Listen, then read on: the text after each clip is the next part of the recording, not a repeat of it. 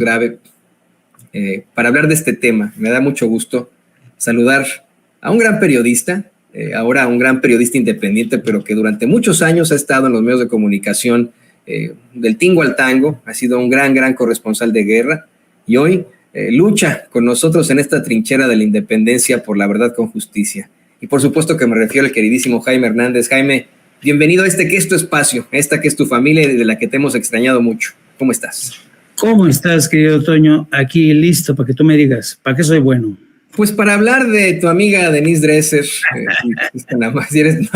para hablar del racismo y el clasismo en los medios de comunicación corporativos, en la política, en la función pública, en cómo es que pues se exhiben ellos solos, que lo decía hace unos momentos, Jaime, no podemos negar que personas como Denise Dresser, el mismo Carlos Loret de Mola, los politiqueros como Enrique de la Madrid, esta señora Ruiz Salinas Massieu, Claudia Ruiz Salinas Massieu, pues tengan sus buenos estudios y lo que tú quieras, pero al fin y al cabo son juniors, ¿no? Y llegaron hasta donde están por sus buenos contactos y por el buen nombre de su familia, ¿no? Esa es la realidad.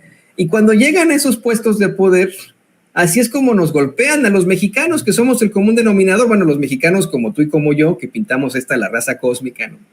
Que no estamos en las esferas del poder, que en la vida hemos tenido entre nosotros $1 millón. Llegan a esos puestos de poder y nos escupen en la cara, nos llaman malolientes.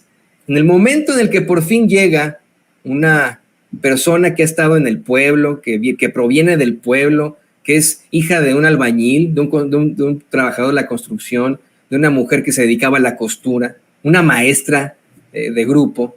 En ese momento, pues nos llaman malolientes a todos, nos escupen en la cara. Esos que nos impusieron en los medios, en el empresariado, en la política. ¿Qué opinas de esto, Jaime? Híjole, fíjate que esta es una historia que se remonta y tiene mucho que ver con la cultura clasista, racista de México y también con la evolución de los medios de comunicación. Tú sabes, yo tengo casi 50 años como periodista y yo nací llamándome Jaime Hernández, ¿no? Con lo cual, pues eso de alguna manera mi nombre ya marcó mi destino, porque tú levantas una piedra y hay un Hernández. Levantas otra piedra y hay otro Hernández. Yo soy Hernández. Yo soy Ruiz Hernández. Fíjate. Entonces, de hecho, yo no sé si tú sabías que la novela de Los hijos de Sánchez, que fue una novela fabulosa, la familia que investiga a Lewis no es Sánchez, sino que es Hernández. Lo que pasa es que Lewis les cambió el nombre por Sánchez, pero Hernández era el nombre, los García, los Hernández, los Sánchez, en fin. Entonces, todos los que digamos somos del pueblo siempre hemos tenido, y sobre todo si somos prietos canelos, le hemos tenido siempre más difícil para escalar. Y esto se debe a que en México hemos carecido durante mucho tiempo de la famosa cultura de la meritocracia, que en países como en Estados Unidos pues, todavía existe. En otros países existe la meritocracia, es decir, por méritos propios escalas, demuestras tus habilidades, tus competencias y así vas demostrando lo que vales. Pero en México siempre toda la gente que arrancamos, que no teníamos un padre influyente, una familia rica o un apellido de linaje, teníamos este gran obstáculo. Te pongo muchos ejemplos porque yo me he topado con muchísimos ejemplos. Por ejemplo, los Rivapalacio. Ya los Rivapalacio, con eso, ya ese nombre, no te metas con los Rivapalacio, ¿no?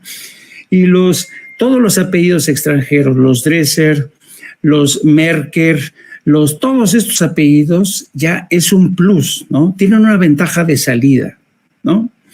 Bueno, pero el caso es que yo conforme fui escalando como periodista, luego como reportero, luego como enviado especial, luego como corresponsal, enviado a zonas de conflicto, todo este rollo, yo descubrí que sin tener un apellido de linaje podía abrirme paso. Pero claro, tienes que ser muy buen periodista, muy, muy, muy buen periodista, muy meticuloso, muy esforzado y muy trabajador. Bueno, el tema es que te voy a contar varias anécdotas para que veas la medida de lo que desde mi punto de vista toda esta gente que ha llegado, que son advenedizos del periodismo y sobre todo de la opinión, por tener un apellido como Merker, como Dresser, como Loret de Mola, como Riva Palacio, toda esta gente ya goza de una salida de ventaja.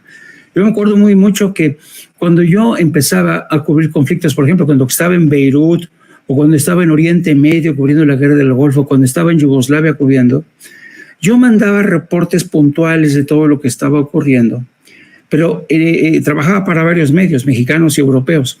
Pero en el caso específico de México, cada vez que yo enviaba un reporte puntual, una crónica sobre de qué manera afectaba la guerra en el Golfo a la economía de Kuwait, cómo Saddam Hussein, habiendo sido un operativo de la CIA de Estados Unidos, había caído en desgracia, cómo en los Emiratos Árabes, donde podías coincidir en un semáforo un Rolls Royce y un camello al mismo tiempo, para que te hables un poco del desfase que hay entre los modelos democráticos en esos países. Mientras yo me esforzaba en trasladar esto con una visión de periodista, pero también de antropólogo, veía publicado en mis periódicos, en las columnas, en los análisis, textos de analistas internacionales que no tenían ni puñetera idea de lo que estaba ocurriendo in situ. Yo decía, bueno, estos papanatas, ¿cómo se atreven a publicar algo sobre lo que está pasando donde estoy yo? Y lo publicaban en la sección editorial. Entonces, yo me percaté que aquí, sobre todo en las tribunas de opinión, los dueños de los periódicos iban escogiendo a recomendados por ejemplo, en el caso de Gabriel Guerra, un internacionalista que publicaba en el Universal, lo metió ahí Felipe Calderón, sí, para hablar de temas internacionalistas, pero sobre todo para hablar bien de la agenda internacional de Felipe Calderón. Y hay veces que yo decía, pero qué barbaridad, estos textos que están prácticamente son hagiografías a favor de Felipe Calderón, no tienen nada que ver con la realidad. Entonces, luego empecé a ver a Zuckerman, que tiene el programa en Televisa, igual, viajaban a Estados Unidos con viajes pagados, los recibía el embajador, desayunaba con ellos, había toda una estructura de opinólogos que Felipe Calderón colocaba, y estos opinólogos tenían acceso a información privilegiada. Así fueron creando parrillas de colaboradores que llegaron para usurpar el puesto, los lugares que antes correspondían a periodistas legítimos. Por ejemplo, Manuel Buendía, Miguel Ángel Granados Chapa, que eran unos grandes periodistas, fueron subiendo en el escalafón, que es lo que hacen en Estados Unidos.